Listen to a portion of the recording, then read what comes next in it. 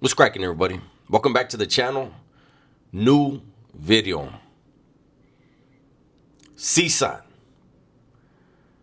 El Salvador's crazy maximum security gigantic prison.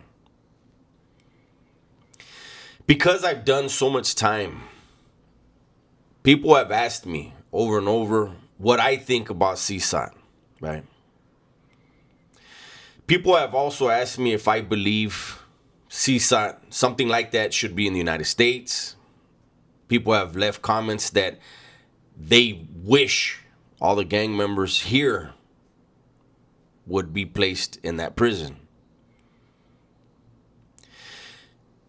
Today I had decided to do a reaction to a video I saw about San Quentin. And it was called San Quentin, the deadliest or the most dangerous prison, something like that, right? It was by a channel that has 2 million subscribers. The video did 2 million views. I got a third through that video and I had to stop. I fast forwarded a little bit more, heard about a minute of it, and I had to stop. Shout out to that channel. They do good work.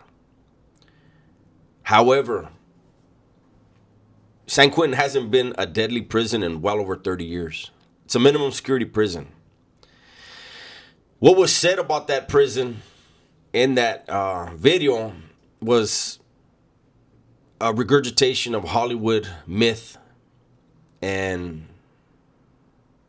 non-reality.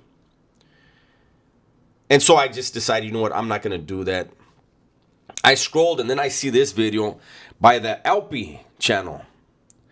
And it's about Cecot inside the world's most dangerous prison, El Salvador. Okay. And I listened to a little bit of it. And so I'm finally going to talk about this prison. Now, it's important to remember that 18th Street and MS in El Salvador, while they both originated in California, the activities of MS and 18 in the United States and the activities of MS and 18 in El Salvador are drastically different. The countries are drastically different.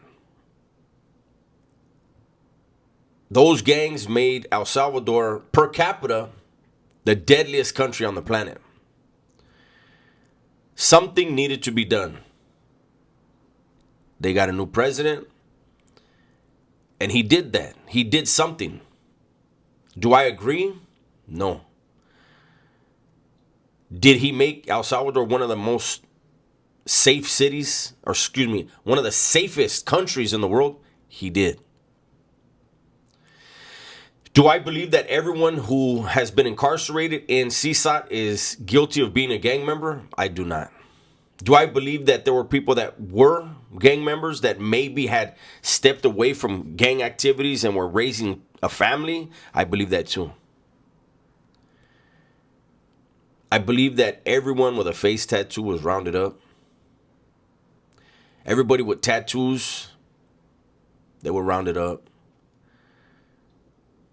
I believe the majority of males in certain neighborhoods were rounded up. And do they all deserve to be treated the way that they are all treated? I don't believe so. I believe if you've harmed women and children, you deserve that and more, right? If you were somebody that used to be in a gang and you were in the process of changing your life, I don't think you deserve to be treated the same as someone who intentionally targeted women and children. Now, do I believe that gang members here in the United States should be sent there? No. They're not citizens of that nation. The Constitution has protections for every citizen of this country. Do I believe that something like Cecot should be made here in the United States? I don't. And I'll tell you why. There's an old saying, judge a people by the way they treat their prisoners.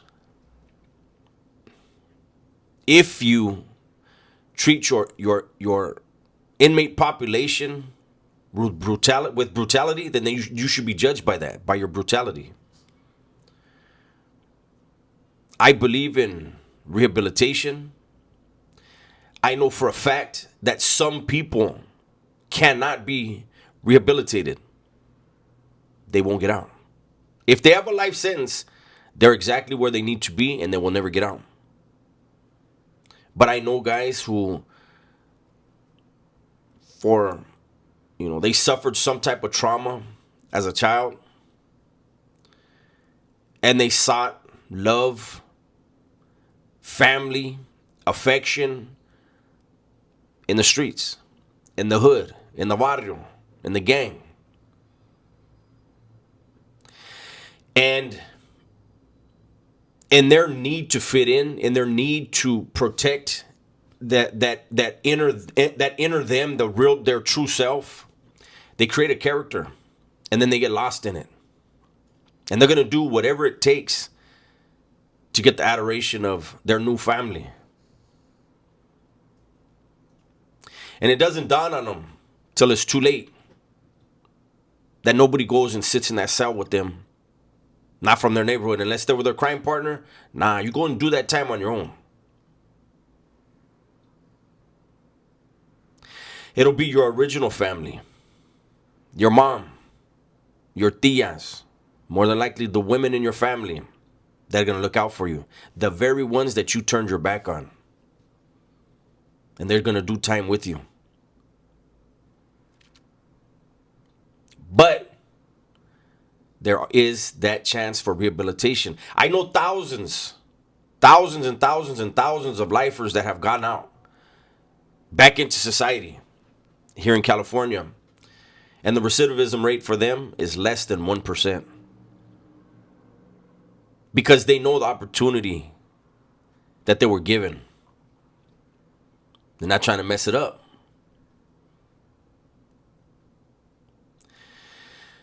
That prison worked in that country because of their constitution, their laws, their president, their government. To have something like that here in the United States, the Constitution would have to be suspended. That's a very slippery slope. Because who's deciding who's a gang member and who's not? Is it everybody that has tattoos? Is it everybody that has broken a law? Is there a time limitation on how long ago they broke that law that they can be labeled as a gang member and actively involved in criminality? Are there certain segments of society that could be targeted if they did that? Of course. Would it be applied? It absolutely would. The gangs on the streets in El Salvador had threatened to retaliate on the streets for the treatment of their homeboys in Cecot. And the president said, do one crime and we won't even feed your homeboys. They'll starve to death in that prison. You can't do that here. And I don't care what religion somebody believes in. If you believe in a religion, then you know you cannot just starve someone to death based off of another man's actions, or just period. You can't do that. So I don't want to make this a long video. I get it, man. El Salvador, the gangs over there were viewed more as terrorist groups than gangs.